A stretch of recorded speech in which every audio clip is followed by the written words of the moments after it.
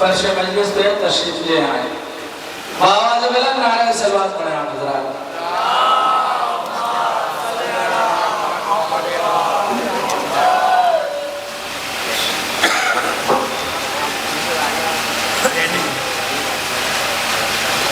رحم اللہ من قرأ الفاتحہ.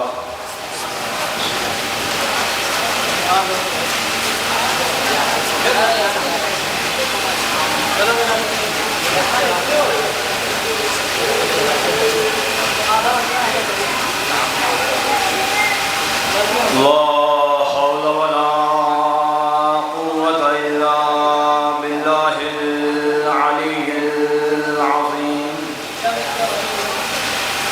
أعوذ بالله من الشيطان الرجيم. بسم الله الرحمن الرحيم.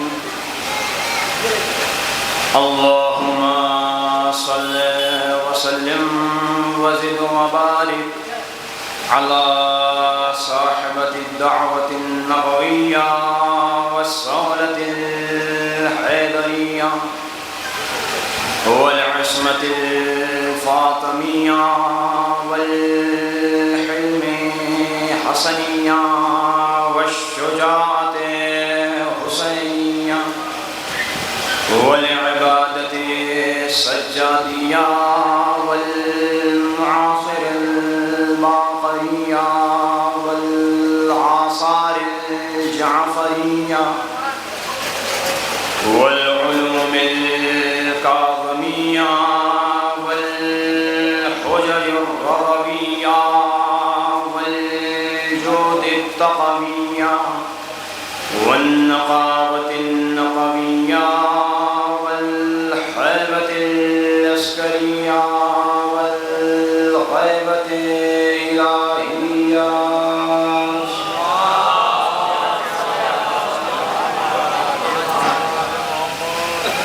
وعلى أهل بيته الطيبين الطاهرين المعصومين المظلومين ولعنة الله على أعدائهم أجمعين من يومنا هذا إلى قيامه يوم الدين. أما بعد فقد قال الله تبارك وتعالى في القرآن المجيد. بسم الله الرحمن الرحيم. والفجر وليال عشر والشفع والوتر. صلى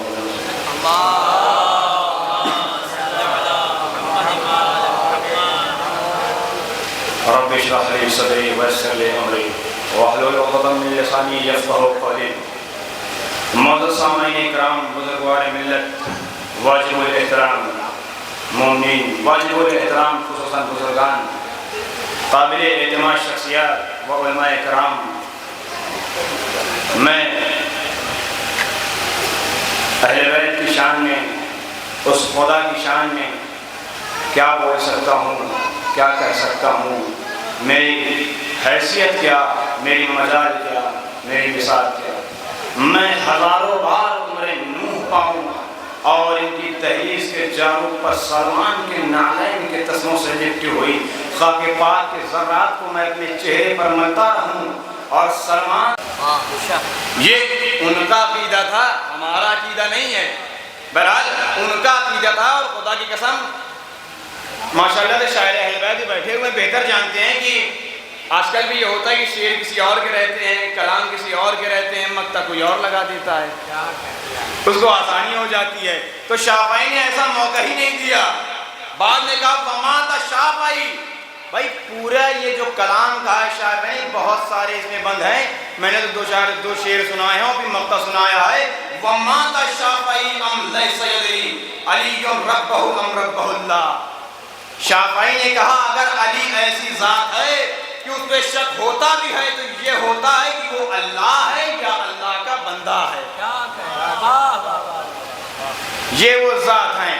اور اس خدائی یکتے کی تعریف میں یہ بھی کہہ دینا کافی ہے کہ وہ ہستیاں اسے سجدہ کرتی ہیں کہ جو عرش پہ ہو تو سب کے سب محمد ہوتی ہیں اور فرش پہ ہو تو سب کے سب علی ہو.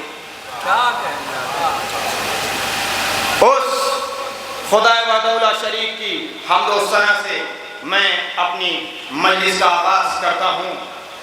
جیسا کہ میں نے بیان کیا سورہ مبارکہ فجر کی آیت کو، والفجر، قسم ہے فجر کی، ولیالین عشر، اور قسم ہے 10 راتوں کی، والشفع والوتر، جفت اور طاق کی قسم.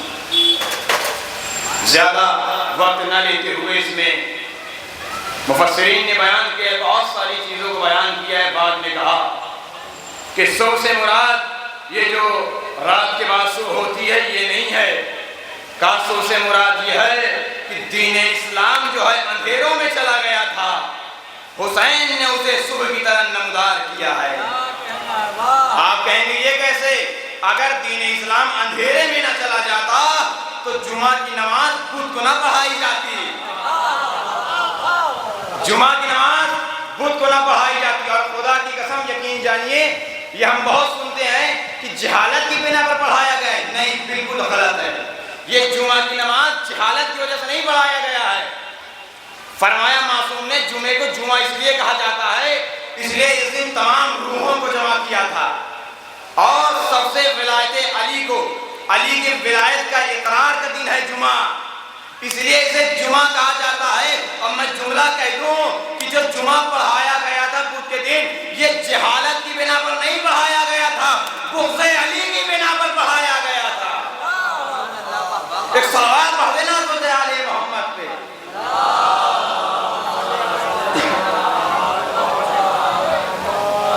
یہ جمعہ جو پڑھایا گیا تھا علی کے بغض میں پڑھایا گیا تھا. اور آگے آیت آگے بڑھتی ہے، ولیالین عشر، قسم ہے 10 راتوں کی. تو علماء کرام بیان کرتے ہیں، مفسرین نے بھی بہت ساری راتوں کا ذکر کیا، اور آخری مرحلے میں انہوں نے اپنا قلم روک دیا. کہا 10 راتوں سے مراد یہ جو عشرہ محرم الحرام کی راتیں ہوتی ہیں ان کا ذکر ہے. والشفع والوتر، اور جفت اور طاق کی قسم، یعنی اکیلے اور جوڑے کی قسم. اللہ نے یہ بتا دیا اکیلا ہو تو بھی حسین پر گریہ کرے گا، اگر کوئی جوڑا ہو تب بھی حسین پر گریہ کرے گا. بس میں یہیں سے آغاز کرتا ہوں، انشاءاللہ تمہید میں زیادہ وقت نہیں لینا ہے، اور بس کچھ چیزیں بیان کرنی ہے کہ جو ہم حضرت علی حسین بیان کر رہے ہیں. اور ماشاءاللہ سے میں یہاں کافی وقت سے بیٹھا ہوا ہوں، اور شعراء کرام، پیش خان، مرثیہ خان، سارے لوگ بیٹھے ہوئے ہیں، لیکن مومنین نظر نہیں آ رہے ہیں. جو حق تھا، جس اعتبار سے میں نے اس شہر بنارس دوسری پورا کے بارے میں سنا تھا، اس اعتبار سے مجھے مجمع نظر نہیں آ رہا ہے جیسا میں نے سنا تھا. ویسے تو لوگ ماشاءاللہ سے موجود ہیں، لیکن جس حیثیت سے میں نے سنا تھا اس اعتبار سے یہاں لوگ موجود نہیں ہیں. بھائی کیا کیا جائے، مسئلہ ہی یہی ہے. مجمع بہت طریقوں کا ہوتا ہے، کچھ 5 منٹ والے ہوتے ہیں، پیشخانی ہو جائے تو جائیں، کچھ ایسے ہوتے ہیں مولانا بیٹھ جائیں تو جائیں، کچھ ایسے ہوتے ہیں انجمن لگ جائے تو جائیں. آخری منزل ان کی ہے کہ جو صرف اپنی منزل کی تلاش میں آتے ہیں. تبرک بٹے مجمع بہت طریقے کا ہوتا ہے. تو خدا کی قسم فرش عزا کی عظمت کو پہچانیے. اور میرے بھائی نے ابھی جو یہاں نظامت کرے انہوں نے جملہ کہا تھا، کئی مرتبہ انہوں نے جنت جنت فرش عزا کو جنت بتایا، تو انہوں نے اب کہا ہے خدا کی قسم انہوں نے ہواؤں میں بات نہیں کی ہے. ہمارے بہت بڑے عالم دین آیت اللہ العظمی تقی بہجت علیہ رحمہ سے جب ان کے پاس اسٹوڈنٹ طالب علم بیٹھے ہوئے تھے، ایک مرتبہ ایسا ہوا کہ کچھ طالب علم، کچھ اسٹوڈنٹ جو ان کے پاس درس پڑھنے کے لیے جاتے تھے، وہ جیسے ہی گئے تو لیٹ ہو گئے کلاس میں، تاخیر سے پہنچے. ان سے پوچھا آیت اللہ بہجت نے آپ لوگ کہاں تھے؟ انہوں نے کہا ہم لوگ مجلس حسین میں تھے.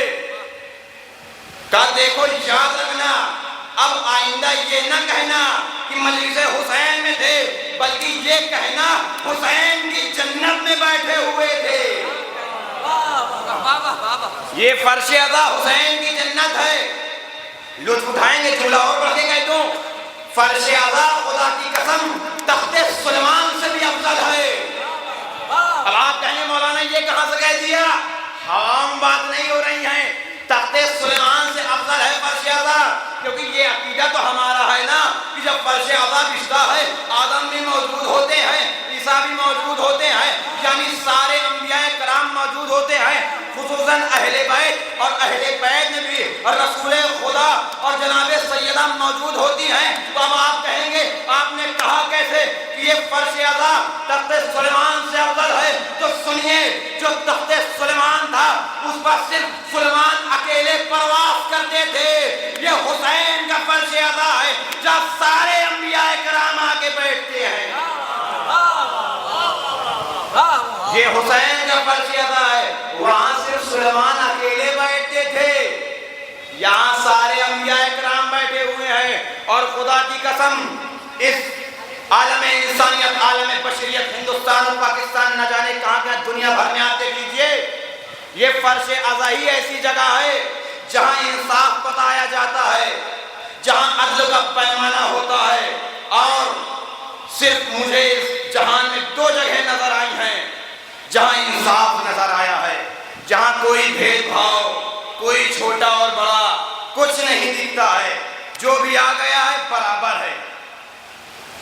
ایک خدا کا گھر خانہ کعبہ ہے جہاں جو بھی جاتا ہے، ماشاءاللہ سے جو لوگ حج کرنے گئے ہیں وہ بہتر جانتے ہیں، حج کی ویڈیو نکال کے دیکھ لیجئے، اٹھا کے دیکھ لیجئے، جب انسان حج کرنے کے لیے جاتا ہے تو اس کو دور سے ہی دو کپڑے دے دیے جاتے ہیں، یہ احرام پہنو، اسے باندھو اور حج کرنے کے لیے جاؤ۔ کہا ایسا کیوں؟ کہا اس لیے کہ ہماری بارگاہ میں تم آ گئے ہو، اب ہماری بارگاہ میں تم آ چکے ہو، اب میری بارگاہ میں تمہاری حیثیت تمہارے کپڑوں کی وجہ سے نہیں ہوگی، میری بارگاہ میں تمہاری حیثیت تمہارے شوز کی وجہ سے نہیں ہوگی، میری بارگاہ میں تمہاری حیثیت تمہارے بنگلوں کی وجہ سے نہیں ہوگی، بلکہ میری بارگاہ میں جو بھی آئے گا سب کو ایک نگاہ سے دیکھا جائے گا۔ ہماری بارگاہ میں یہ الگ الگ کچھ نہیں ہوتا ہے۔ بھائی ہم اپنا فرق کیسے پہچانواتے ہیں اس دنیا میں؟ اچھا لباس پہن کے، اچھی واش لگا کے، بہترین لباس پیراہن پہن کے، بہترین بائک اور کار سے لے کے دکھاتے ہیں کہ ہمارا لیول یہ ہے، ہمارا اسٹیٹس یہ ہے۔ لیکن خداوند عالم نے بتایا کہ میری بارگاہ میں تمہارا اسٹیٹس تمہارے بائک اور تمہارے شوز کی وجہ سے ہائی لیول پہ نہیں ہوگا، میری بارگاہ میں جو بھی آئے گا ایک نگاہ سے دیکھا جائے گا۔ اور خدا کی قسم اس کائنات میں صرف دو جگہ ایسی مجھے دکھی ہیں جہاں انصاف نظر آیا ہے، جہاں کوئی بھید بھاؤ نہیں، کوئی ناانصافی نہیں۔ ایک تو خداوند عالم کے کعبے میں نظر آیا ہے اور دوسرا حسین کی فرش اعلیٰ پہ نظر آیا ہے۔ یہاں کوئی بھی آگے بیٹھ جائے، چھوٹا ہو بڑا ہو، کسی کی مجال نہیں ہے، حیثیت نہیں ہے، اس کو اٹھا کے پیچھے کر دے۔ اور خدا کی قسم دل خوش ہو جاتا ہے جب میں نے سنا کہ اس شبیداری کی جو شروعات ابتدا ہے بچوں لوگوں نے کی ہے، اور ماشاءاللہ سے ہم دیکھ رہے ہیں علماء کرام بیٹھے ہوئے ہیں، ان کی آمد اس بات کی دلیل ہے کہ شہر بنارس میں علم و ادب سے محبت کرنے والے لوگ آج بھی زندہ ہیں، آج بھی لوگ زندہ ہیں، علم و ادب سے محبت کرنے والے لوگ۔ میں یہیں سے آغاز کر رہا ہوں اپنے مجلس کا، اور میں نے تمہیداً بہت سارے جملے عرض کیے ہیں، اور جو لوگ فرش اعلیٰ پہ آ گئے ہیں اب ان کے لیے ساری باتیں ہیں، جو لوگ نہیں ہیں جہاں کہیں بھی ہو وہاں سے سنیں۔ تو لوگ ہم پہ اعتراض کرتے ہیں، یہ عزاداری کا ایک ٹاپک رکھا گیا ہے، ایک سلسلہ میں نے جو شروع کیا ہے، لوگ جیسے ہی نمودار چاند ہوتا ہے وہ ایسے ہی آ جاتے ہیں لے کے فتوے لے کے آ جاتے ہیں، مسئلے لے کے۔ مولانا عزاداری کہاں لکھی ہوئی ہے؟ مولانا ماتمداری کہاں لکھی ہوئی ہے؟ یہ سینہ زنی کہاں سے آپ کر رہے ہیں؟ یعنی ساری چیزیں لے کے آتے جاتے ہیں، پتہ نہیں کہاں سے سوال نکالتے ہیں۔ یہ کوئی نئی چیز نہیں ہے، یہ ایسے ہے جیسے آپ کرتے ہیں، جیسے محرم گزر جاتا ہے یہ پٹکے علم وغیرہ جتنے سب اپنے گھروں میں رکھ دیتے ہیں، ویسے یہ بھی اپنے اعتراضات رکھ دیتے ہیں۔ جیسے ہی چاند نمودار ہوتا ہے ہم لوگ اپنے پٹکے علم اور جو ضروریات کی چیزیں ہوتی ہیں انہیں باہر نکالتے ہیں، یہ لوگ وہی پرانے فتوے پھر سے دہرانے لگتے ہیں۔ یہ وہی چیزیں ہیں، یہ عزاداری کہاں لکھی ہوئی ہے؟ اور قرآن میں دکھائیے۔ میں اسے یہی کہنا چاہوں گا، قرآن نازل کب ہوا ہے؟ رسول کے زمانے میں نازل ہوا ہے نا، کچھ مکے میں نازل ہوا، کچھ مدینے میں، رسول کے بعد ہی تو رسول کے زندگی میں نازل ہوا نا، اور رسول سے پہلے تو نازل نہیں ہوا۔ اور یہ عزاداری کا سلسلہ رسول خدا سے نہ جانے کتنے پہلے سے ہو رہا ہے۔ رسول خدا کے اس دنیا میں آنے سے پہلے عزاداری کا سلسلہ جاری و ساری ہے۔ آپ پڑھیے کتاب خصائص حسینیہ، علماء کرام موجود ہیں، بہتر جانتے ہیں، تائید کریں گے میری۔ پڑھیے خصائص حسینیہ، جب خداوند عالم نے جناب آدم کو، میں بہت توجہ چاہتا ہوں آخری آدمی تک، ایک ایک فردن فردن، جیسے آپ جانتے ہیں واجب بھی تو کس میں ہیں، واجب عینی، واجب کفائی۔ نماز واجب عینی ہے، فردن فردن واجب ہے، ویسے ہی آج میری مجلس میں سب کو مخاطب کر کے کہہ رہا ہوں، میری مجلس میں اب فردن فردن جو ہے عزاداری کے معاملے میں جتنی گفتگو ہو رہی ہے، یہ کوئی ایک شخص سے نہیں ہے کہ کفائی ہے ایک انسان سن لے دوسرے پہ ساکت، سب پر واجب ہے کہ حسین کا ذکر سنیں، حسین کی عظمت کو پہچانیں۔ اب جناب آدم کو خداوند عالم نے جیسے ہی بھیجا، جناب آدم زمین پائیں، جیسے ہی جناب آدم زمین پائیں، آدم اور حوا میں جدائی پیدا ہوئی۔ آپ بہتر سنتے رہتے ہیں، اس میں مجھے نہیں جانا ہے۔ آدم اور حوا کے درمیان جدائی پیدا ہوئی، آدم الگ ہیں، حوا الگ ہیں۔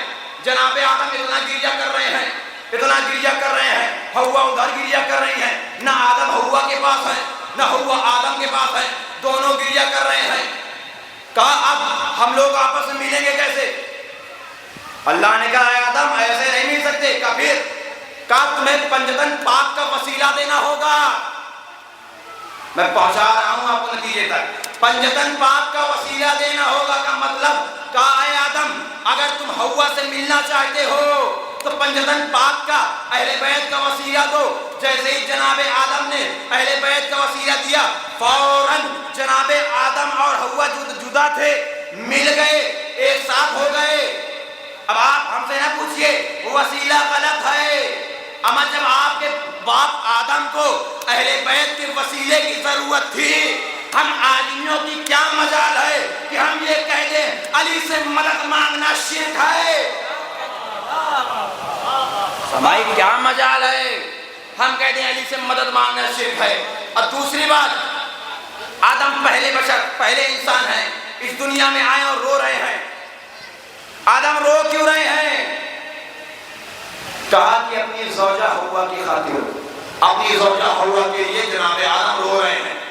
اب مجھے مسلمانوں انصاف سے بتائیے، سارے فرقوں کو چھوڑتے ہوئے، انسانیت کا تقاضا کرتے ہوئے، جب آدم اپنی زوجہ حوا کی جدائی میں رو سکتے ہیں، اب مسلمان جھوم جھوم کے بتاتے ہیں جہاں بیٹھتے ہیں چوراہے پہ، جناب آدم نے بہت گریہ کیا، جناب حوا نے بہت گریہ کیا۔ ابھی سناتے ہیں قرآن جناب یعقوب و یوسف کا قصہ، اور جناب یعقوب نے بہت گریہ کیا۔ یعقوب کا ذکر ہو رہا ہے، حسین کا ذکر کرنے میں جان نکلی جا رہی ہے۔ یعقوب کا ذکر ہو رہا ہے، حسین کا ذکر کرنے میں جان نکلی جا رہی ہے۔ اب جیسے ہی جناب آدم زمین پائے، تاریخ بتاتی ہے جناب آدم جب حوا سے ملے، جناب آدم سرندیب کی پہاڑی پہ اتارے گئے۔ اب جب جناب آدم چلنے لگے زمین پر، جیسے ہی زمین پر چل رہے تھے، ایک زمین ایسی آئی جہاں جناب آدم کو ٹھوکر لگی، جناب آدم زمین پر گرے، جناب آدم کی پیشانی سے خون جاری ہوا۔ جناب آدم نے آسمان کی طرف اشارہ کیا، پروردگار یہ کیا ماجرا ہے، یہ کیا بات ہے؟ آج میں آدم پہلا انسان اس زمین پر پہلی مرتبہ گرا، مجھے چوٹ آئی، میرے سر سے خون جاری ہوا، میرے معبود کیا مجھ سے کوئی غلطی، کوئی خطا، کوئی ترک اولا ہوا ہے؟ فوراً جبرائیل نازل ہوئے، اے آدم تم سے کوئی ترک اولا نہیں ہوا ہے، تم سے کوئی خطا نہیں ہوئی ہے، تم سے کوئی غلطی نہیں ہوئی ہے۔ کہا یہ زمین کرب و بلا ہے، کا مطلب کہا یہ کربلا کی زمین ہے جہاں آخری پیغمبر کے نواسے کو قتل کیا جائے گا۔ جناب آدم پریشان ہوئے اور جب پروردگار میرا فریضہ کیا ہے؟ پہلے کا ومن قاتل، پروردگار حسین کا قاتل کون ہے؟ فرمایا یزید۔ کہا ہے پروردگار اب تو یہ بھی بتا دے کہ میرا فریضہ کیا ہے؟ فوراً جبرائیل نازل ہوئے اور کہا دیکھو حسین پر گریہ کیا، حسین پر گریہ کرو، فلعنہ، اور یزید پر لعنت کرو۔ جیسے ہی جناب آدم نے گریہ کیا، فوراً جناب آدم کی چوٹ صحیح ہو گئی. اب دور آگے بڑھا جناب نوح کا. جناب نوح جسے آدم ثانی کہا گیا ہے, جناب نوح آئے اور آپ جانتے ہیں جناب نوح کے دور میں بہت بڑا طوفان آیا تھا. جناب نوح نے کہا جو بھی نجات چاہتا ہے وہ آئے اور میرے سفینے پر بیٹھ جائے. جو بھی نجات چاہتا ہے, کامیاب ہونا چاہتا ہے, وہ میرے سفینے پہ بیٹھ جائے. اب جناب نوح نے یہ تو کہہ دیا جو بھی کامیاب ہونا چاہتا ہے وہ میرے سفینے پہ آئے. اب جتنے لوگ تھے جن کو جانا تھا وہ سفینے پہ بیٹھ گئے, وہ کشتی پر سوار ہو گئے. اب جیسے ہی جناب نوح کی کشتی پانی پر رواں تھی, ایک مرحلہ, ایک وقت وہ بھی آیا, ایک مقام وہ بھی آیا کہ جناب نوح کی کشتی ڈگمگانے لگی. اب جناب نوح نے کہا پروردگار یہ بات کون سی ہے؟ میں تو اپنی امت سے کہہ کے آیا تھا کہ آن نجات نوح کی کشتی میں ہے, یہ تو میرا ہی سفینہ ڈگمگانے لگا, یہ تو میرا ہی سفینہ ڈگمگانے لگا. فوراً جبرائیل نازل ہوئے, کہا نوح آپ کو پتا ہے آپ کا سفینہ, آپ کی کشتی کس جگہ سے گزر رہی ہے؟ کہا مجھے نہیں معلوم. کہا یہ جو آپ کی کشتی ہے یہ سرزمین کرب و بلا سے گزر رہی ہے. کا مطلب کہا یہ کربلا کی زمین ہے. کہا یہ تو ٹھیک ہے مگر میری کشتی یہاں چل کیوں نہیں رہی ہے؟ کہا نوح ایسے کشتی نہیں چلے گی. کہا پھر؟ کہا حسین پر گریہ کرو. کہا یہ حسین کون ہے؟ کہا آخری نبی کا نواسا حسین, اس کو مظلومیت کی حالت میں قتل کیا جائے گا. حسین پر گریہ کرو, یزید پر لعنت کرو. جیسے ہی تاریخ بتاتی ہے جناب نوح نے حسین پر گریہ کیا, یزید پر لعنت کی, فوراً جناب نوح کی کشتی پھر سے پانی پر رواں دوا ہو گئی. اب سمجھ میں آیا جناب نوح کی تاریخ سے کہ جب بھی ہماری زندگی کی کشتی ڈگمگانے لگے تو حسین پر گریہ کر لینا, یزید پر لعنت کر دینا, آپ کی زندگی پھر سے رواں دوا ہو جائے گی. دور آگے گزرا, جناب ابراہیم ایک مرتبہ اپنے گھوڑے پر سوار چلے جا رہے ہیں. اس مقام پر پہنچے جہاں مولا حسین علیہ السلام کربلا کی زمین پر گرے تھے. جیسے ہی وہاں جناب ابراہیم اپنے گھوڑے کے ساتھ پہنچے, جناب ابراہیم کے گھوڑے کا پیر پھسلا, جناب ابراہیم زمین پر آئے, سر میں چوٹ لگی. فوراً سوال کیا پروردگار یہ ماجرا کیا ہے, یہ بات کون سی ہے, میں یہاں کیوں گرا, مجھے کیوں گرایا گیا؟ فوراً جبرائیل نازل ہوئے, کہا اے ابراہیم یہ زمین کرب و بلا ہے, کہا یہاں حسین کو قتل کیا جائے گا. کہا کون کرنے کا ہے؟ کہا یزید. کہا میرا فریضہ کیا ہے, میرا کام کیا ہے, میری ڈیوٹی اب کیا ہے, میں کیا کروں؟ کہا یزید پر لعنت کرو. اما جیسے جناب ابراہیم نے حسین پر گریہ کیا, یزید پر لعنت کی, فوراً جناب ابراہیم کی جو سر میں درد تھا, جو چوٹ تھی وہ صحیح ہو گئی. دور آگے گزرا جناب اسماعیل کا. جناب اسماعیل ایک مرتبہ نہر فرات کے کنارے پہنچے, اپنے غلے کو لیے ہوئے, بھیڑ بکریوں کو لیے ہوئے پانی پلانے کے لیے. ان کی بھیڑ بکریاں پانی نہیں پی رہی. جناب اسماعیل ہما شما جیسے تھے نہیں, سمجھ نہ پائے, نبی اللہ تھے. انہیں شک ہوا, فوراً سوال کیا پروردگار یہ کون سی زمین ہے, یہ نہر کون سی ہے, یہاں میرے جانور یہ بھیڑ بکریاں پانی کیوں نہیں پی رہی؟ کہا ہے اسماعیل یہ نہر فرات ہے, یہاں ایسے پانی نہیں پی سکتی. کہا پھر؟ کہا یہاں آخری پیغمبر کے نواسے حسین کو قتل کیا جائے گا. کہا میرا فریضہ کیا ہے؟ کہا بس حسین پر گریہ کرو, یزید پر لعنت کرو. جیسے ہی جناب اسماعیل نے حسین پر گریہ کیا, یزید پر لعنت کی, فوراً ان کی بھیڑ بکریوں نے پانی پیا. دور آگے گیا, جناب اسماعیل کا دور, جناب عیسیٰ کا دور آیا, جناب موسیٰ کا. جناب موسیٰ کے ساتھ 2 دفعہ ایسا ہوا. ایک مرتبہ تاریخ بیان کرتی ہے, خصائص حسینیہ کے جملے ہیں یہ کہ جناب موسیٰ اور جناب خضر, جب جناب موسیٰ نے دریا میں راستہ پیدا کیا تھا, آپ لوگ بہتر جانتے ہیں, جب جناب موسیٰ نے دریا میں عصا مارا تھا, راستہ بن گیا تھا, اس وقت جناب خضر اور جناب موسیٰ کی ملاقات ہوئی تھی. جب ملاقات ہوئی تھی تو جناب خضر اور جناب موسیٰ نے حسین پر گریہ کیا تھا. یزید پر لعنت کی تھی. آپ نے کچھ غور کیا؟ جناب موسیٰ بھی نبی اللہ، خضر بھی نبی اللہ، دونوں نبی ہیں. جب دونوں نبی کی آپس میں ملاقات ہوتی ہے، انہوں نے حسین پر گریہ کیا، یزید پر لعنت کی. لیکن آج کا معاملہ ہی بدل گیا ہے. جب دو مفتی ایک ساتھ جمع ہوتے ہیں تو عزاداری کو بدعت کہتے ہیں اور یا علی مدد کو شرک کہتے ہیں. ایک صلوات پڑھ دینا عظمت آل محمد پہ.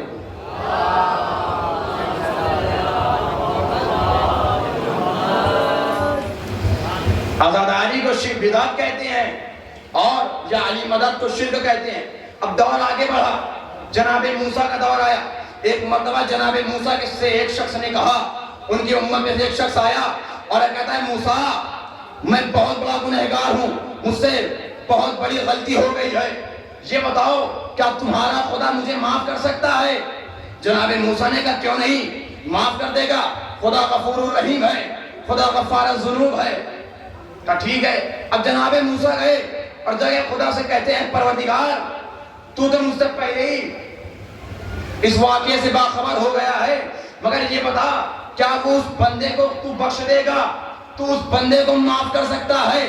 آواز قدرت آئی، درختوں میں آواز پیدا کیا اور کہا موسیٰ میں سب کو معاف کر سکتا ہوں، بس اسے نہیں معاف کر سکتا جس نے حسین کو قتل کیا ہے.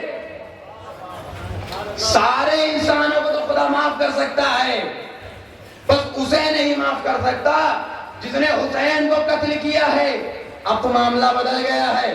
لوگ کہتے ہیں کہ یزید کو بھی اللہ نے معاف کر دیا ہوگا، یزید کو بھی اللہ نے معاف کر دیا ہوگا. جب خدا یزید کو معاف کر سکتا ہے تو ہم اگر اس کی شان میں گستاخیہ کریں تو ہمیں بھی تو معاف کر سکتا ہے. اگر ہم اس کی شان میں گستاخیہ کریں تو ہمیں بھی تو معاف کر سکتا ہے. بہرحال دور آگے بڑھا، آخری منزل پہ ہوں میں. دور آگے بڑھا، اب دور آیا جناب عیسیٰ کا. جناب عیسیٰ ہیں، جا رہے ہیں اپنے ساتھیوں کے ساتھ، سامنے شیر نے راستہ روکا. جناب عیسیٰ نے کہا تجھے پتا ہے میں کون ہوں؟ کہا پتا ہے، آپ نبی اللہ ہیں، آپ عیسیٰ ہیں. کہ پھر میرا راستہ کیوں روکا؟ کہ میں نے آپ کا راستہ اس لیے روکا ہے آپ یہاں سے ایسے ہی نہیں جا سکتے. کہ پھر کہ پہلے آپ حسین پر گریہ کیجئے، یزید پر لعنت کیجئے. جناب عیسیٰ نے کہا یہ حسین کون ہے، یزید کون ہے؟ کہ حسین آخری نبی کے نواسے ہیں. کہ یزید کا جو انہیں قتل کرے گا، کہ میرا فریضہ کیا ہے کہ تم مجھے راستہ دو. فوراً شیر نے کہا بس اتنا کرو، حسین پر گریہ کرو، یزید پر لعنت کرو. اما جیسے ہی جناب عیسیٰ نے حسین پر گریہ کیا، یزید پر لعنت کی، ویسے ہی شیر نے راستہ دیا. جناب عیسیٰ گزر گئے. بس میں نے تمام کی یہ منزل، آپ نے غور کیا، آپ نے دیکھا، آپ نے سنا کہ آدم سے نوح تک، نوح سے ابراہیم تک، ابراہیم سے اسماعیل تک، اسماعیل سے موسیٰ تک، موسیٰ سے عیسیٰ تک. اما تمام نبیوں کو کربلا لایا گیا، کربلا میں ٹھوکر لگایا گیا، ذکر عاشور سنایا گیا، حسین پر گریہ کرایا گیا، جبرائیل کو اوپر سے بھیجا گیا، حسین پر گریہ کرایا گیا، یزید پر لعنت کرائی گئی. اب آپ لوگ مجھے انصاف سے بتائیے اس سے بڑھ کر عزاداری حسین کیا ہے؟ اس سے بڑھ کر ذکر شبیر کیا ہے؟ اس سے بڑھ کر محرم کیا ہے؟ ارے جس عزاداری کو، جس محرم کو، جس عاشورے کو تم قرآن میں ڈھونڈ رہے ہو، ارے نہ جانے قرآن سے کئی صدی پہلے اسے انبیاء کر چکے ہیں. ایک صلوات پڑھ دینا حضرت آل محمد پہ.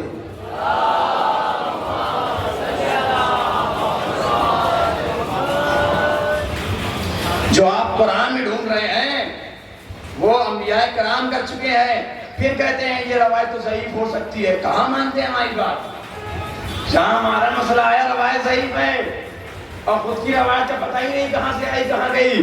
بہرحال کہیں تو ضعیف ہو سکتی ہے. اچھا آپ کون سی کتاب کی مانتے ہیں؟ تو ہم نے بھائی انہیں کے فرقے کے امام کا نام سنا، ہم نے کہا اچھا امام ہے یہ، ان کے کہا ٹھیک ہے. انہوں نے کہا اگر خدا کی قسم ریفرنس موجود ہے، انہوں نے خود اپنی کتاب میں کہا ہے اگر اس کائنات میں قرآن مجید کے بعد سب سے معتبر کتاب ہے وہ ہے فی الصحیحین ہماری دونوں صحیح کتابیں ہیں، صحیح مسلم، صحیح بخاری، دونوں معتبر کتابیں ہماری ہیں۔ جب میں نے تاریخ پڑھا، میں نے سوچا کہ صحیح مسلم، صحیح بخاری کو پڑھا جائے، کیا وہاں ماتم کا ذکر ہے، وہاں عزاداری کا ذکر ہے، وہاں رونے کا ذکر ہے، وہاں گریے کا ذکر ہے؟ کیا کسی انبیاء نے گریہ کیا ہے؟ کیا کسی انبیاء نے ماتم کیا ہے؟ جب میں پہنچا صحیح بخاری میں حدیث نمبر 3378، جیسے ہی میں وہاں پہنچا تو میں کیا دیکھتا ہوں کہ وہاں روایت موجود ہے، حدیث نمبر 3378، صاف لفظوں میں لکھا ہوا ہے، اس میں انس بن مالک ان سے روایت ہے، وہ روایت کرتے ہیں کہ ایک مرتبہ رسول خدا بیٹھے ہوئے ہیں غرفے میں، کمرے میں، حجرے میں، اور کہا دیکھو ایسا ہے کوئی اس حجرے میں، اس کمرے میں جہاں میں بیٹھا ہوں وہاں کوئی آنے نہ پائے۔ بہت توجہ چاہتا ہوں آپ لوگوں سے، کہا جہاں میں بیٹھا ہوں، رسول خدا نے کہا ایسا ہے جبرائیل نازل ہونے والے ہیں، جہاں میں بیٹھا ہوں وہاں کوئی آنے نہ پائے، کوئی ایک شخص بھی داخل نہ ہو۔ لیکن اتنے ہی میں امام حسین اندر داخل ہوئے، داخل ہی نہیں ہوئے، پشت پر سوار ہو گئے۔ اما جیسے حسین پشت پر سوار ہوئے، فوراً جبرائیل نازل ہوئے اور رسول خدا سے کہا کیا آپ اپنے نواسے حسین سے محبت کرتے ہیں؟ رسول خدا نے کہا قالوا بلا، کیوں نہیں، میں حسین سے بہت محبت کرتا ہوں۔ کہا اچھا آپ حسین سے محبت کرتے؟ کہا ہاں ہاں میں بہت محبت کرتا ہوں۔ تو کہا سنیے، آپ کی امت اسی حسین کو بھوکا اور پیاسا کربلا کے میدان میں شہید کر دے گی۔ جیسے ہی جناب رسول خدا نے سنا، جناب خدا نے سر کو نیچے کر لیا، اور اتنے میں جناب جبرائیل نے کربلا کی زمین، سرزمین کربلا کی سرخ مٹی کو رسول خدا کے حوالے کیا۔ رسول خدا نے اس سرخ مٹی کو دیکھا اور دیکھنے کے بعد رونے لگے۔ خدا کی قسم ایمانداری پہ انصاف سے بتائیے گا کیا اس وقت حسین شہید ہو گئے تھے؟ کیا اس وقت حسین شہید ہوئے تھے؟ نہیں، بہت پہلے کی بات ہے، حسین ابھی چھوٹے ہیں۔ جیسے ہی کربلا کی مٹی رسول خدا کے حوالے کی گئی، رسول خدا نے لیا اور رسول خدا نے گریہ کیا، رسول خدا رونے لگے۔ بس اب میں یہی رک کے ایک جملہ کہنا چاہتا ہوں کہ مسلمانوں انصاف کیوں نہیں کرتے؟ ارے جب ہمارا آخری نبی، ہمارا آخری نبی، ہمارا آخری رسول اپنے نواسے حسین کی خبر شہادت کو سن کر شہادت سے پہلے گریہ کر سکتا ہے، تو کیا ہم لوگ عزاداران حسین، حسین کی شہادت کے بعد اس غم کو یاد کر کے گریہ نہیں کر سکتے؟ ہم کوئی اپنی گھر کی کتاب تھوڑی پڑھ رہے ہیں، ہمارے یہ ہوتا ہی نہیں ہے جس کو جو آیت یاد رہی لے کے آ جاؤ، جس کو جو حدیث یاد رہی لے کے آ جاؤ، معیار دیکھا جاتا ہے۔ ہمارے یہاں معیار دیکھا جاتا ہے، یہ نہیں کوئی آیا پیالے میں پانی تھا پی لیا۔ سمجھ رہے ہیں ماشاءاللہ سے؟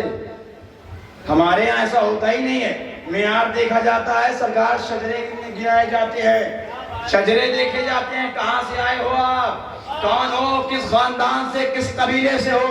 ہمارے یہ تھوڑی کوئی بھی آ جائے ہمارے غیروں کو بٹھا دیتے اپنی بزم میں اور اسے لقب دے دیا جائے، ہمارے اختیار میں تھوڑی ہے۔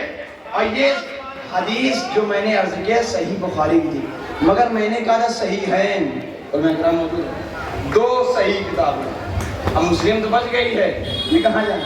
ہاں دوسری کتاب بچی ہوئی ہے۔ جب میں نے اس میں دیکھا تو اس میں بھی مل گئی حدیث، جناب ام سلمہ روایت کرتی ہیں اسی بات کو۔ جناب ام سلمہ نے بھی کہا کہ رسول خدا نے جیسے ہی سنا حسین کا گریہ کیا اور کربلا کی سرخ مٹی کو اٹھایا اور رونے لگے۔ یہ حدیث صحیح مسلم میں 2425 حدیث نمبر ہے، آپ دیکھ سکتے ہیں۔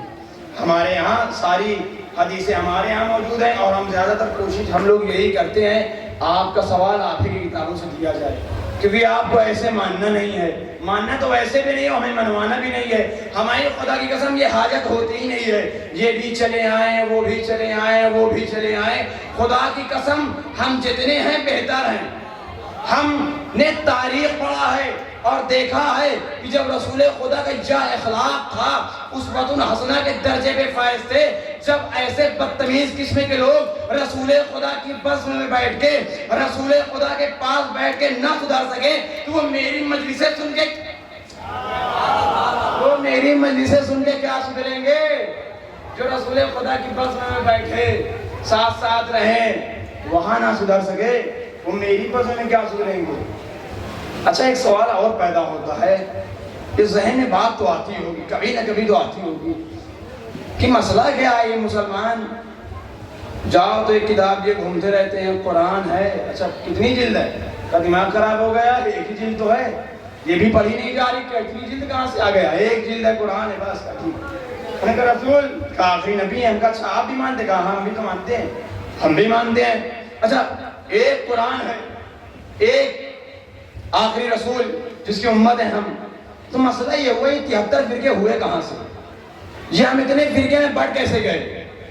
آسان سی بات ہے، رسول جب جا رہے تھے تو کہتے ہوئے گئے ہیں انی تارکم فیکم الثقلین کتاب اللہ و عترتی، میں تمہارے درمیان دو چیزیں چھوڑے جا رہا ہوں، ایک تو اللہ کی کتاب ہے اور دوسری میری عطرت، میرے اہل بیت ہیں۔ اچھا تو ہم لوگوں نے بغیر چون چرا کے بغیر اعتراض کے فوراً علی کے قدموں پر گر گئے۔ ایک فرقہ میں وہ ملا جو یہ کہتا ہوا آیا اللہ کی کتاب کافی ہے، حسبنا کتاب اللہ، ہمارے لیے اللہ کی کتاب کافی ہے۔ اچھا تو ہم لوگ اس پر ایمان کیوں نہیں لائے؟ کیونکہ ہم نے دیکھا کہ جو صاحب تاریخ میں کہہ رہے ہیں حسبنا کتاب اللہ، ہمارے لیے اللہ کی کتاب کافی ہے، جب وہ خود پھنس گئے مسئلے میں تو علی کی چوکھٹ پر سر رکھ دیا، اور چوکھٹ پر سر ہی نہیں رکھا، یہ بھی کہتے ہوئے نظر آئے 1 2 3 4 5 نہیں 70 مرتبہ کہتے ہوئے نظر آئے علی تم نہ ہوتے تو میں ہلاک ہو جاتا۔ ایک دو بار تھوڑی کہا ہے، 8ویں کتاب میں لکھا ہوا ہے، ڈھونڈیے۔ اب وہ دور نہیں رہ گیا، ہم پڑھ نہیں پائے، کہاں پڑھا، کتاب کدھر ہے، کہاں سے ڈھونڈے؟ سوشل میڈیا کا دور ہے، ایک مرتبہ سرچ کریں گے فوراً ساری چیزیں آپ کے سامنے آ جائیں گی۔ اب تھوڑی آپ کہیں گے ہم کہاں سے پڑھیں، پیسہ نہیں ہے، پیسہ کیا، موبائل تو ہے ہاتھ میں، سرچ کرو دیکھ لو کیا سچائی ہے، جو سچائی ہے سامنے نظر آئے گی۔ اور ہم خدا کی قسم اسی لیے مجلس حسین کو جو ہے چوراہے پہ کھلے میدان میں جہاں دل ہوتا ہے وہاں کرتے ہیں۔ اور دیکھیے لاؤڈ اسپیکر لگا ہوا ہے، آن دا کیمرہ بھی چل رہا ہے، دیکھیے یہ ساری چیزیں چھپائی نہیں جاتی، ظاہر کی جاتی ہیں۔ اب سرکار ظاہر کون سی چیز کی جاتی ہے؟ جو قابل اعتماد ہو، جو ظاہر کرانے والی چیز ہو۔ ارے آپ ظاہر کریں گے تو کس کو کریں گے؟ ایک جگہ گئے تو رونے لگے، ایک جگہ گئے تو بھاگ گئے، آپ بیان کس کو کریں گے؟ آپ بیان کرنا چاہیں گے کون سی چیز بیان کریں گے؟ آپ بتائیے کون سی چیز بیان کریں گے؟ ہمارے یہاں ہیں، آتے ہیں، ہم کہتے ہیں علی وہ ہے جو خیبر کو فتح کر دیا۔ اچھا لو ہم یہاں سے کہہ بھی سکتے ہیں کوئی غلط چیز ہے، فخر مباحات ہے ہمارے لیے، ہم نے کہا علی نے خندق میں ایسا ایسا کیا، ابھی سن لیتے۔ لیکن ایک ناانصافی نہیں اچھی لگتی ہے، لوگ کہتے ہیں کہ علی کے فضائل بہت ہیں اور کسی کے فضائل نہیں۔ فضائل سب کے ہیں، ان کے معیار کے ہیں، جو انسان جیسا ہوتا ہے اس کے فضائل ویسے ہی ہوتے ہیں۔ اب آپ یہ نہ کہیے گا ان کے فضائل نہیں ہیں، ہم فضائل سناتے ہیں۔ ایک مرتبہ اصحاب کی بس میں سب لوگ بیٹھے ہوئے تھے اور رسول خدا علی کی فضائل بیان کر رہے تھے، سارے اصحاب تھے جو سن رہے تھے اور لوگ علی کی تعریفیں کیے جا رہے تھے، لوگ علی کے فضائل بیان کیے جا رہے تھے۔ یہ کھڑے ہو گئے اور غصے کی عالم میں آ گئے اور کہتے ہیں میری بھی فضیلت بیان کرو گے؟ تمہارے پاس کہا فضیلت؟ کہا ہے ہمارے پاس بھی ایک فضیلت۔ کہا کون سی فضیلت ہے؟ کہا سنو فضیلت کیا ہے کہ جب جنگ احد میں رسول کو چھوڑ کے سب بھاگ رہے تھے، سب سے آگے فضیلت ہے یہ بھی، ان کی یہ فضیلت ہے۔ اب جس کی جو فضیلتیں ہوں گی وہی تو کہا جائے گا۔ اب میرا نام اصغر ہے، میں راہب تھوڑی بتاؤں گا، اب جو ہوگا وہی تو بتایا جائے گا۔ مولانا تشریف فرمائیں، جو جس کا نام ہوگا، جو جس کی فضیلتیں ہوں گی اسی کو بتایا جائے گا۔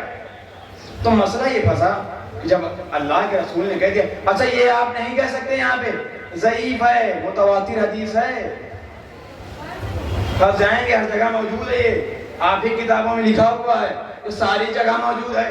انہی تاریخوں فیکم الثقلین کتاب اللہ و ترتی، میں تمہارے درمیان دو چیزیں چھوڑے جا رہا ہوں، ایک اللہ کی کتاب اور ایک اہل بیت۔ اور کہا اچھا یہاں پہ رسول خاموش چھوڑے ہوئے ہیں، آگے بڑھے، کہ دیکھو تم ان دونوں سے جدا نہ ہونا، تم ان دونوں سے الگ نہ ہونا، اور اگر تم ان دونوں کے ساتھ رہو گے تم گمراہ نہیں ہوگے، کبھی بھی ہرگز تم گمراہ نہیں ہوگے، اور انہی کے ساتھ حوض کوثر تک آ جاؤ گے۔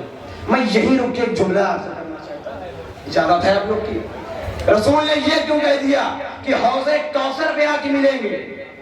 یہ کہہ دیتے بات ختم ہو گئی تھی، جنت ملو گے، مگر رسول نے کہا اللہ کی کتاب اور اہل بیت کے ساتھ اگر تم رہو گے تو حوض کوثر ہم سے ملاقات ہوگی۔ کا کیوں؟ اس لیے کہ جنت کہا، اس لیے جنت کے لیے نہیں کہا حوض کوثر پہ سب آئیں گے، لیکن جنت صرف وہی جائے گا جسے ساقی کوثر چاہیں گے۔ جنت وہی جائے گا جسے ساقی کوثر چاہیں گے۔ اچھا تو آپ یہ بتائیے، مسلمان کہتے ہیں کہ ہمیں برا نہ کہو، برا کہہ دیا اختلاف ہو جاتا ہے، اب برا بھی نہیں کہہ سکتے، کیوں برا کہیں ہم؟ تو یہ آپ بتائیے انصاف سے مسلمانوں کہ آج دنیا میں بہت ساری قومیں، مسلمانوں بہت سارے فرقے ہیں، ایک فرقہ ایسا ہے شیعت کا، مذہب تشیع ایسا ہے، تاریخ گواہ ہے، تاریخ ہسٹری ہے، تاریخ شاہد ہے، آج تک اس قوم سے کوئی ایک آتنکواد نظر نہ آیا ہے۔ آپ جانتے ہیں اس کی وجہ کیا ہے؟ قبلہ تائید چاہتا ہوں، آپ جانتے ہیں اس کی وجہ کیا ہے؟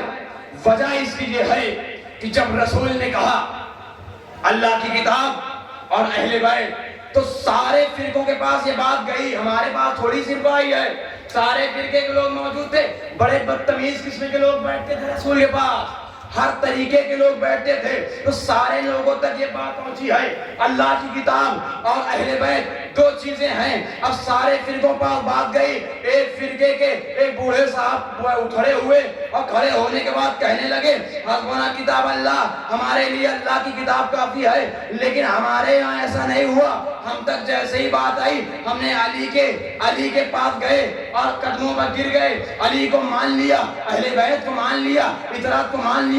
تو خدا کی قسم اگر شیعہ اگر آتنکوادی یا دہشت گردی کرنا بھی چاہے تو نہیں کر سکتے۔ آپ کہیں گے یہ کیسے؟ کوئی منع کر رہا ہے آ کے؟ نہیں کر سکتے، جملہ عرض کر رہا ہوں میں بڑی ذمہ داری کے ساتھ کہ اگر شیعہ حملہ کرنا چاہیں، دہشت گردی کرنا چاہیں تو بھی نہیں کر سکتے، تو دوسرے قوم والے کیوں کر رہے ہیں؟ اور جو دیگر مسلمان ہیں وہ آتنکوادی کے فرقے میں، آتنکوادی میں کیوں شمار ہو رہے ہیں؟ بمبازوں کی نگاہ سے کیوں دیکھے جا رہے ہیں؟ دہشت گردوں کی نگاہ سے کیوں دیکھے جا رہے ہیں؟ جس کی صرف ایک وجہ ہے، رسول نے کہا تھا اللہ کی کتاب کو پکڑے رہو اور اہل بیت کے پکڑے رہو، اہل بیت کے جو اہل بیت ہیں میری اطاعت ہیں ان کو ایک ہاتھ میں پکڑو، ایک ہاتھ میں اللہ کی کتاب کو پکڑو۔ جب تم دونوں کو تھامے رکھو گے تم کبھی گمراہ نہیں ہوگے۔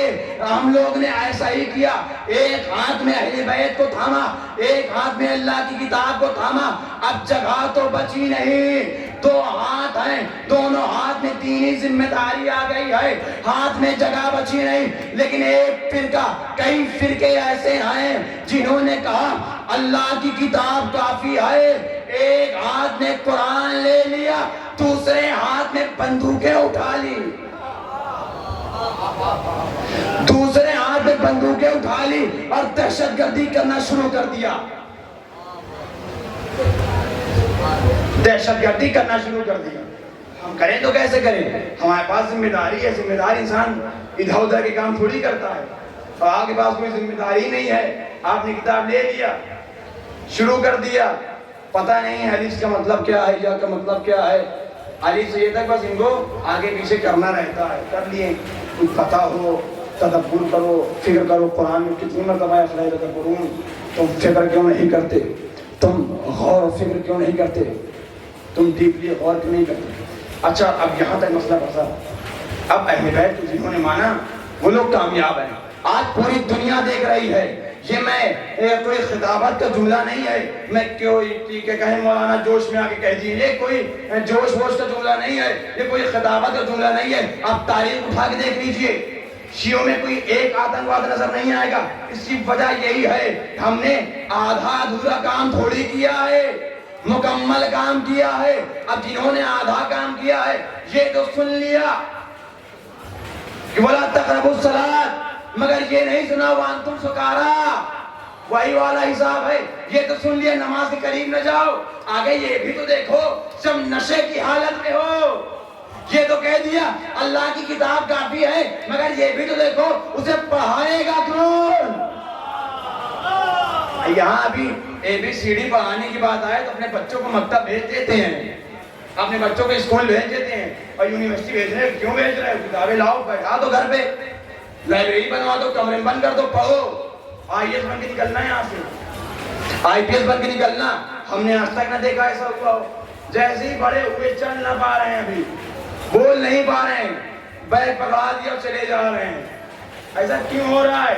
دین کا مسئلہ آ گیا تھا تو آپ نے کہا اللہ کتاب کافی ہے، اب گھر کا مسئلہ آ گیا ہے تو اسکول تک خود چھوڑنے جاتے ہیں۔ یہی وجہ ہے دین کے معاملے میں غداری کی لوگوں نے۔ اب مسئلہ پیدا ہو گیا، ماشاءاللہ سے مسئلہ ہی پیدا ہو گیا۔ تشریف فرما ہے بہترین انداز میں۔ اب میں آخری جملہ انشاءاللہ کیونکہ وقت زیادہ ہو رہا ہے، اب کچھ ہی دیر میں انشاءاللہ زحمت تمام کرنی ہے۔ اب بات یہاں پہ آ گئی، میری تقریر یہاں پہ آ گئی کہ یہ بتائیے تو جب رسول نے صاف لفظوں میں کہا کہ اہل بیت، تو اہل بیت میں کسی کو خلیفہ بنایا ہوگا، کسی کو جانشین تو بنایا ہوگا۔ بھائی مسئلہ ہے جانشین نبی کا ہے کون؟ نبی کا جانشین بننے کے لائق ہے کون؟ کون نبی کا جانشین ہے؟ پڑھیے سورہ بقرہ آیت نمبر 246 247 کہ مرتبہ ایک نبی گزرے ہیں قرآن میں جن کا ذکر ہے، علماء کرام تشریف فرمائے تائید کریں گے، جن کا نام ملتا ہے جناب اشمعیل یا شموئیل۔ یہ ایک نبی تھے۔ قرآن کی آیت سورہ بقرہ 246 247 آیت نمبر دونوں دیکھ لیجئے کہ ایک میں جواب ہے، ایک میں سوال، ایک میں جواب ہے۔ اس میں یہ نبی تھے جناب اشمعیل، ان کے پاس ان کی امت، ان کی قوم آئی اور آگے رونے لگی، یا نبی اللہ، ایک ظالم بادشاہ جالوت ہے جس نے ہمیں پریشان کر دیا، جس نے ہمارا جینا حرام کر دیا، ہماری نیندیں حرام کر دی ہیں۔ تو نبی اللہ نے کہا تو کیا کریں ہم؟ کہ آپ ہمارے لیے ایک جانشین بنا دیجئے۔ میں ایک جانشین بتا رہا ہوں اور ماشاءاللہ سے یہ اشارہ کافی ہوتا ہے، میں اشارہ کرتا ہوں آپ سمجھ جاتے ہیں، اور میرا دل یہی چاہتا ہے، میں اکثر سوچتا ہوں خدا کی قسم کہ جو کہا گیا ہے، جو ایک محاورہ ہے کہ سمجھدار کے لیے اشارہ کافی ہے، مجھے تو ایسا لگتا ہے ہمارے ہی لیے کہا گیا ہے۔ ہم ادھر اشارہ کرتے ہیں، آپ لوگ سمجھ جاتے ہیں۔ میں ایک نبی کا جانشین آج بتا رہا ہوں، آپ لوگ کی ذمہ داری ہے نبی کا جانشین اب بتائیے کون ہوگا، لاسٹ میں آپ کو جواب دیجیے گا۔ یہ قوم آئی جناب شموئیل کے پاس، شموئیل کے پاس، کہ یا نبی اللہ آپ ہمارے لیے جانشین بنا دیجئے، آپ ہمارے لیے ایک رہبر بنا دیجئے گا۔ کیوں؟ کہ اس لیے جو جالوت بادشاہ ہے، جو ظالم بادشاہ ہے، اس سے ہم لا سکیں، اس کی کمر توڑ سکیں، اس کو شکست دے سکیں۔ تو نبی اللہ نے کہا، پہلے مسکرایا، مسکرا کہا پہلی بات تو یہ بتاؤ تم لوگوں سے یہ کس نے کہہ دیا کہ نبی اپنا جانشین خود بناتا ہے؟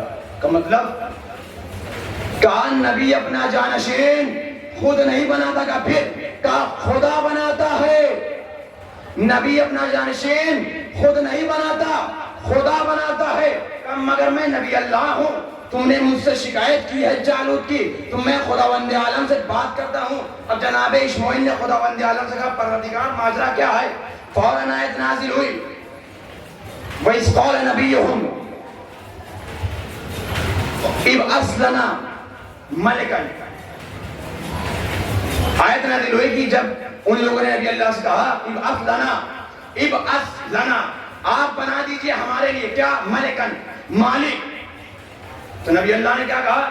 نبی اپنا جانشین خود نہیں بناتا، خدا بناتا ہے۔ تو جناب اسماعیل نے کہا دیکھو تم نے مجھ سے یہ کہا ہے کہ تمہارے لیے میں کچھ کر دوں، تمہارے لیے ایک جانشین بنا دوں، ایک خلیفہ بنا دوں، تو ایسا ہے میں خداوند عالم سے پوچھ کر بتاتا ہوں۔ فوراً دوسری آیت نازل ہوئی کہ طالوت ملکن، کہ اللہ نے جناب طالوت کو مالک بنا دیا، اللہ نے جناب طالوت کو وزیر بنا دیا، اللہ نے جناب طالوت کو خلیفہ بنا دیا، اللہ نے جناب طالوت کو وصی بنا دیے، وصی نبی بنا دیا۔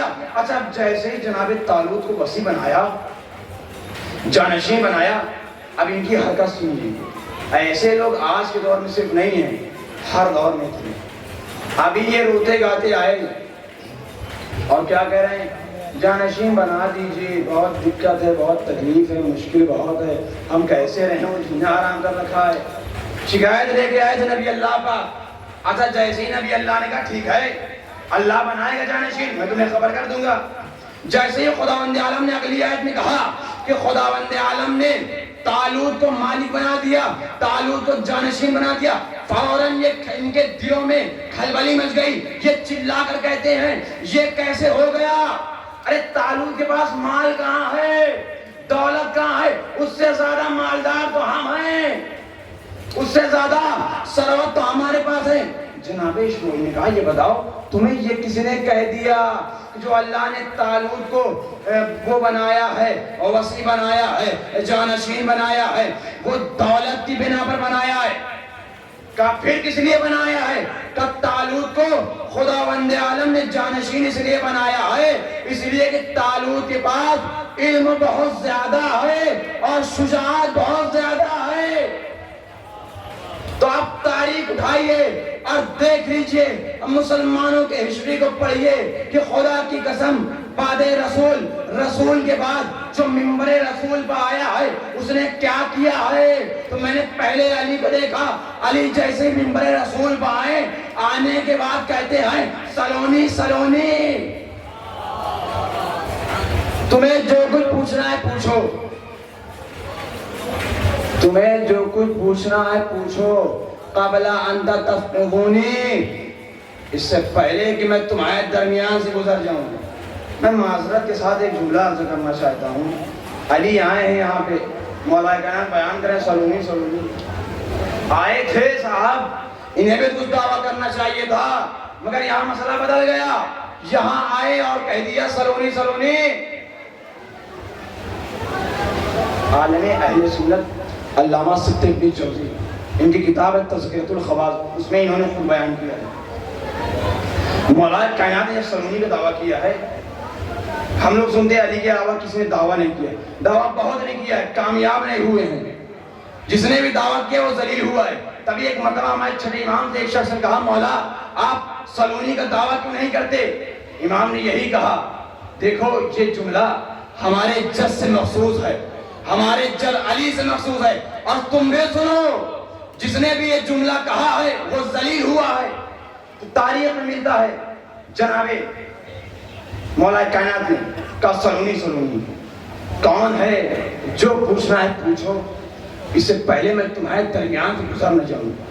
یہ ہے علی کی علم کا اندازہ لگائیے، یہاں سے علی کا علم یہ ہے، اور علی کے بعد یا جو پہلے آئے ہیں ان کا اندازہ لگائیے۔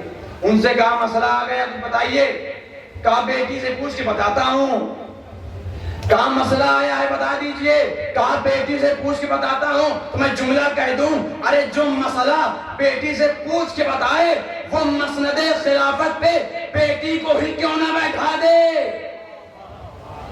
جو مسئلہ بیٹی سے پوچھ کے بتائے وہ مسند خلافت پہ بیٹی کو ہی کیوں نہ بیٹھا دے؟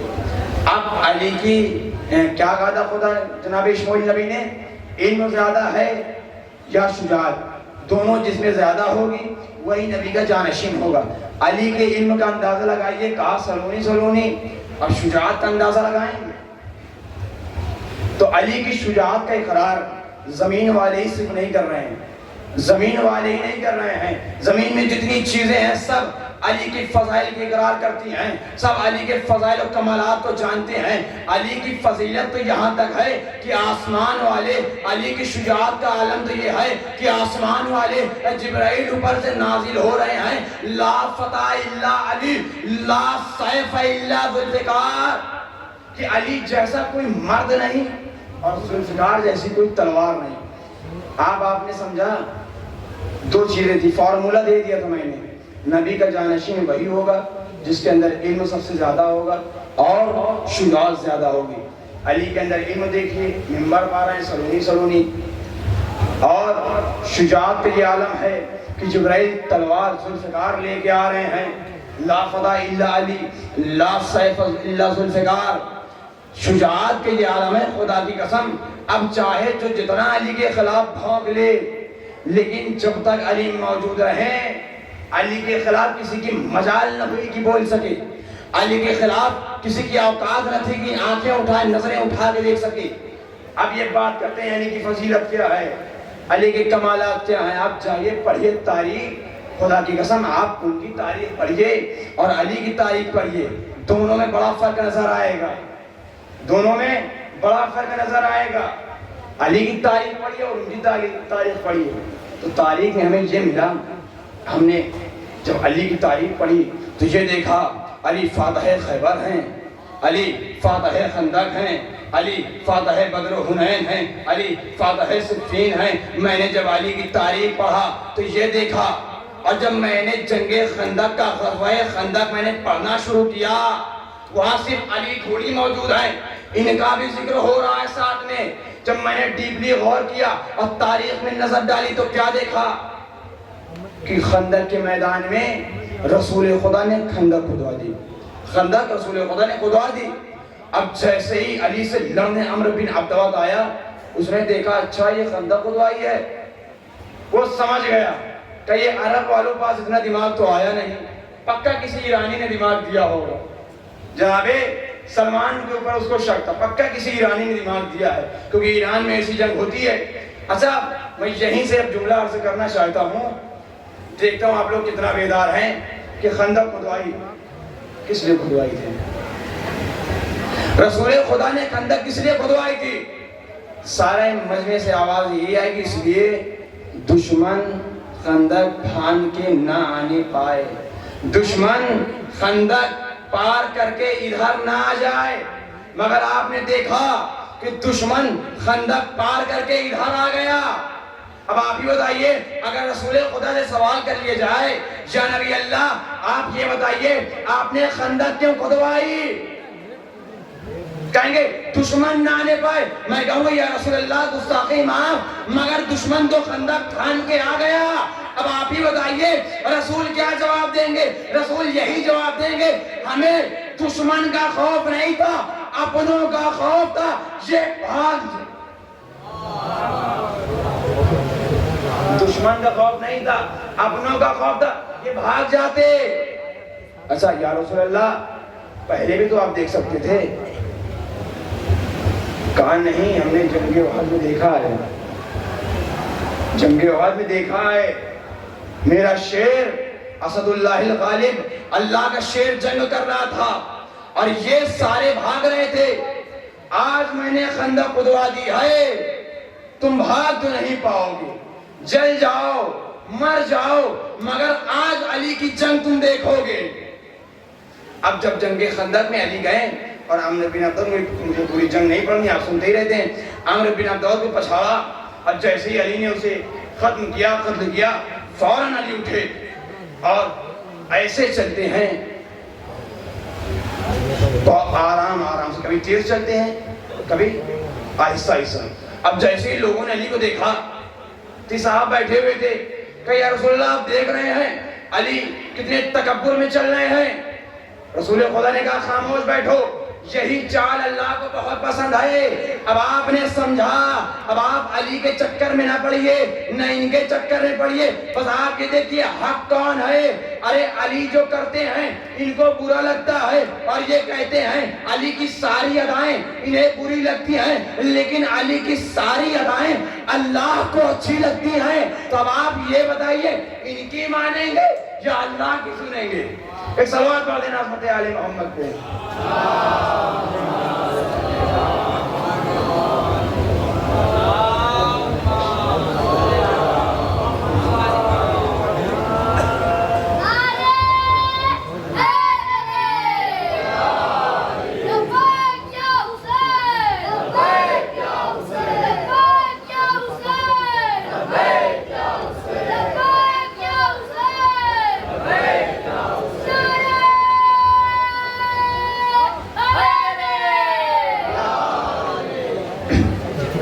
آپ ان کی مانیں گے یا اللہ کی مانیں گے؟ بس میں نے تمام کی منزل کو اور آخری جملہ کہنا چاہ رہا ہوں, اس کے بعد انشاءاللہ ربط مسائب, کیونکہ مسائب جس کے ہونے ہیں میں چاہتا ہوں کچھ ذرا سی فضیلتیں بس ایک فکرہ کہنا ہے, اس کے بعد زحمت میں تمام کر دوں گا. بس ایک فکرہ کہنا ہے انشاءاللہ, میں پھر زحمت تمام کر دوں گا.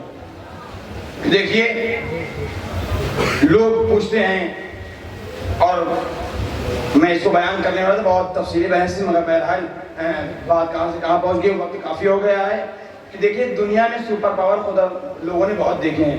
سپر پاور آج بھی ایک ہے اور بہت پہلے بھی ایک تھی, اس سے پہلے بھی ایک تھی.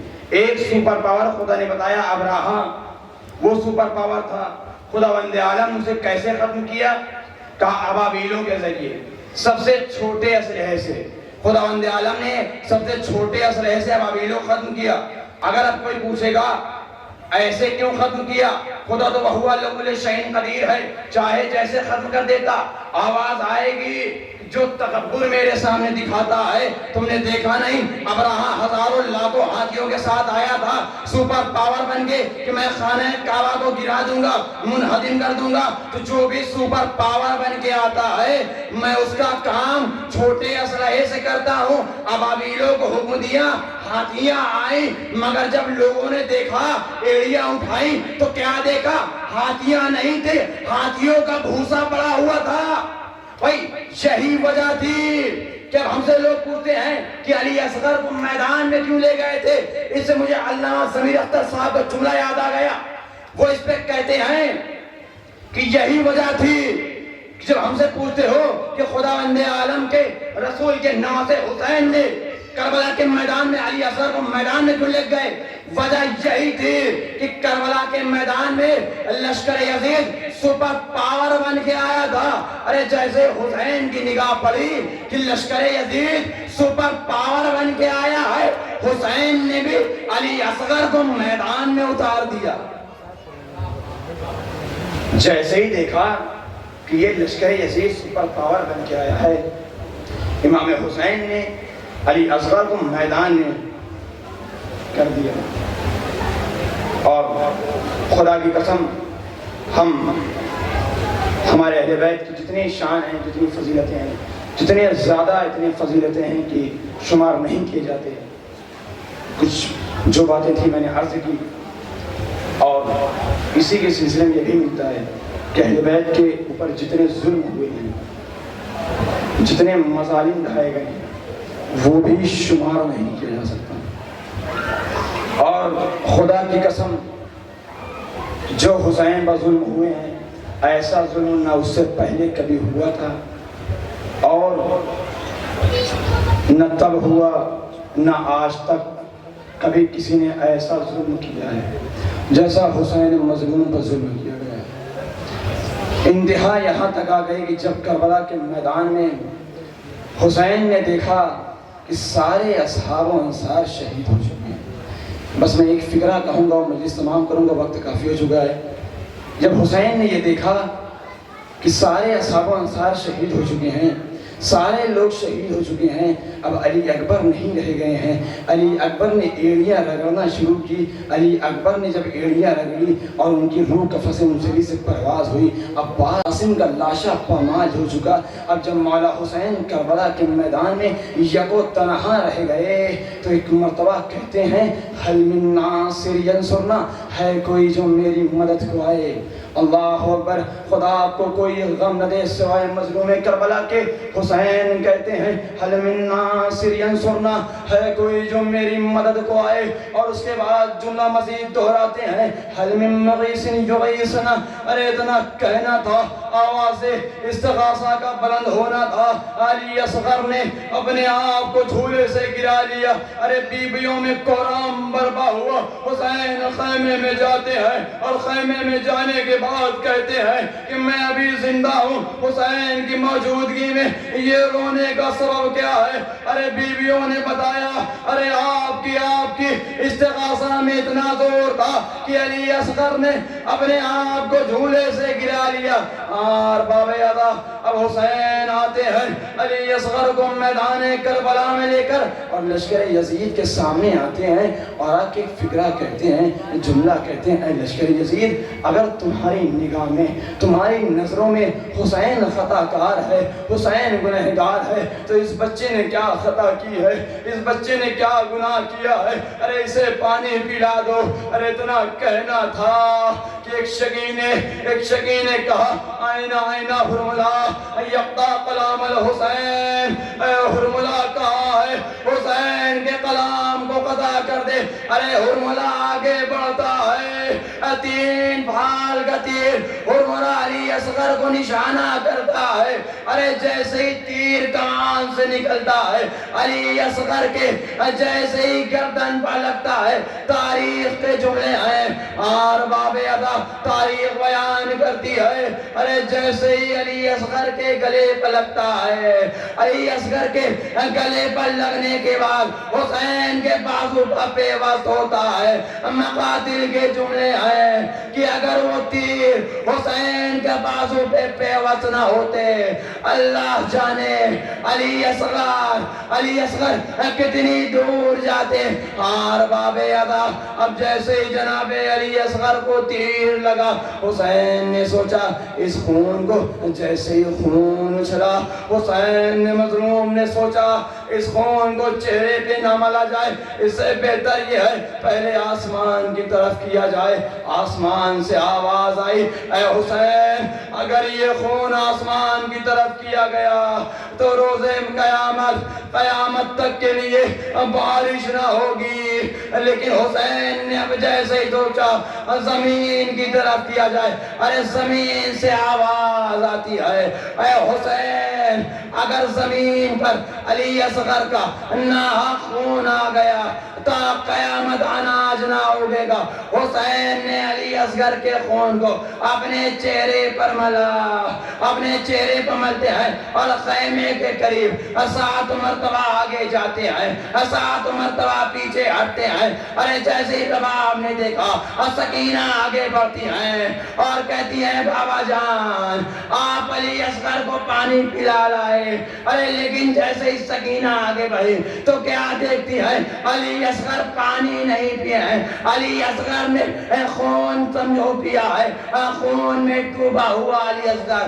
ارے جیسے ہی نہر کیے جاتے ہیں، اور اتنا کہنے کے بعد رباب نے وعدہ کیا اب میں کبھی سائے میں نہ بیٹھوں گی۔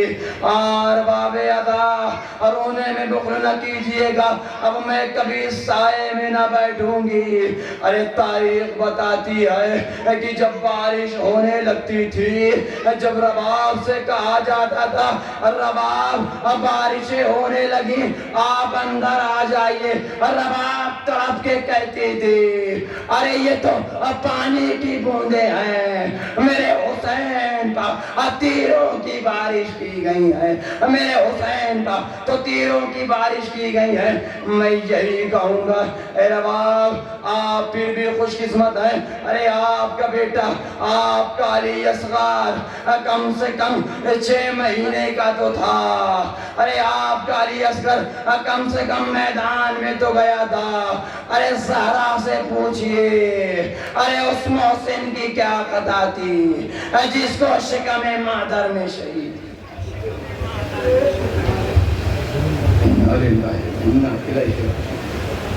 محترم حسین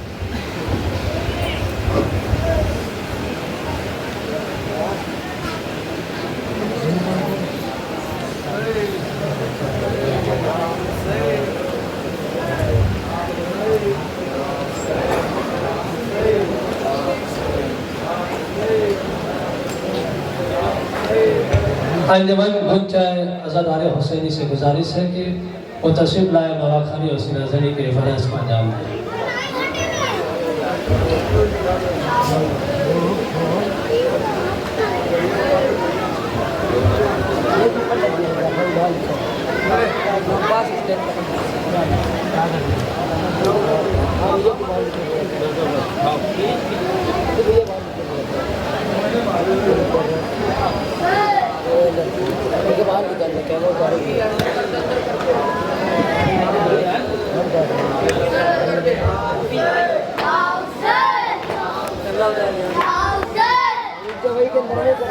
Hauser!